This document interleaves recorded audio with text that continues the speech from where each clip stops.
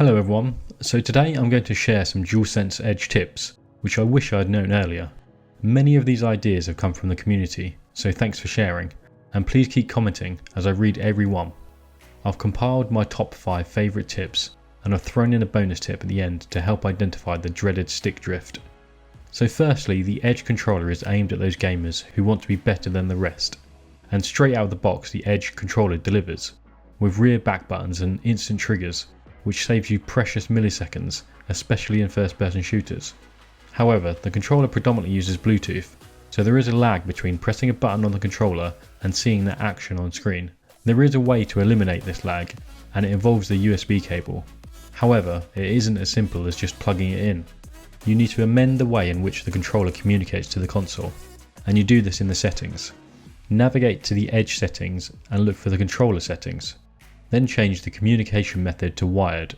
You should now see the wired method in the bottom right hand corner next to the controller icon. This will indicate the connection is made via the wire and not Bluetooth.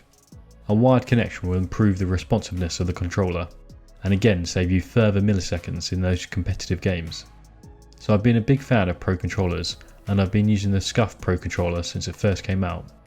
The design of the back buttons on the SCUF controller are very different to the Edge, and many people prefer the SCUF's design.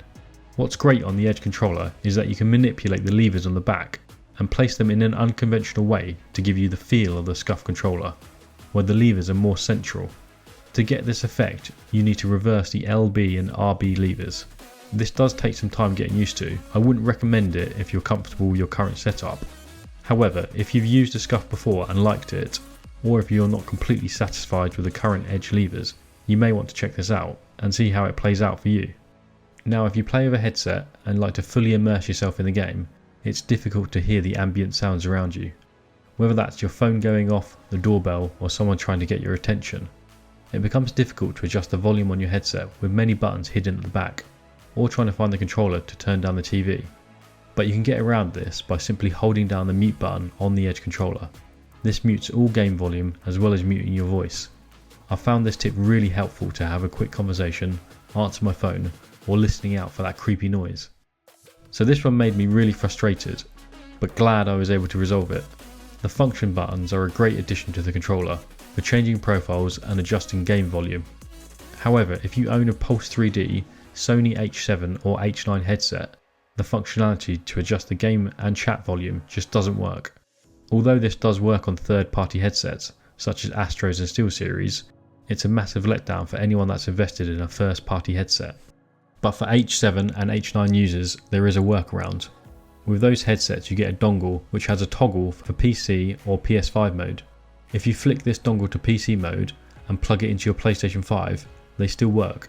This gives you the additional features of adjusting your game volume and game chat mix via the function buttons, being able to quickly turn down teammates and turn up game volume in those end game moments is a massive game changer. So this has been an issue since day one, and that's the battery life. And since using it, I've only seen it get worse, with constantly recharging. You can get 5 to 6 hours of life from the battery. Obviously this isn't an issue if you opt to use a wired connection. However, sometimes for convenience it's easier to use it wirelessly. But to improve this, here are a few tips to squeeze every last drop out before needing to recharge. Firstly, you can dim the light on the controller. By default it's set to its brightest. Vibrations can be set via the profiles, so I will never play with vibrations when I'm playing Warzone.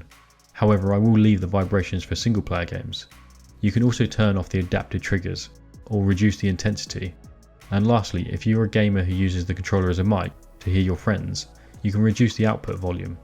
You may not want to turn off all these settings, but reducing some of these will instantly improve the longevity of your controller. Now for one bonus tip, and this one will help diagnose any stick drift issues with your controller. Within the settings you can adjust the dead zones of the thumbsticks, however it's pretty hard to know how much stick drift you have. Under the dead zone adjustments there is a line indicating the sensitivity curve. As you can see on mine, there is a blue bar jumping up the line. This is without me moving the thumbsticks. This indicates the level of stick drift I have. Adjusting the dead zones removes the blue bar. Anything from 3 to 4% on a new controller is normal. Anything greater than that, you may want to consider purchasing a new thumbstick module. So have I missed anything? Do you have any tips for your Edge or Dualsense controller? Please let me know in the comments below.